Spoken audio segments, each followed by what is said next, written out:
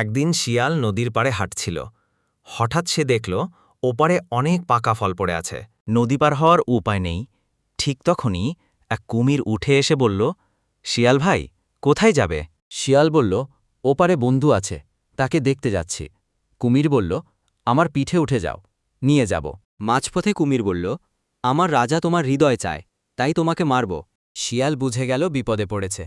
শিয়াল বলল, হায়, আমি হৃৎপিণ্ড তো গাছে রেখে এসেছি। চলো, আবার আমাকে পাড়ে নিয়ে চলো, আমি হৃদয় নিয়ে আসি। কুমির রাজি। পাড়ে পৌঁছেই শিয়াল লাফ দিয়ে নেমে বলল, বোকা কুমির, হৃদয় কি শরীরের বাইরে থাকে নাকি? এইভাবে শিয়াল তার বুদ্ধি দিয়ে প্রাণ বাঁচাল।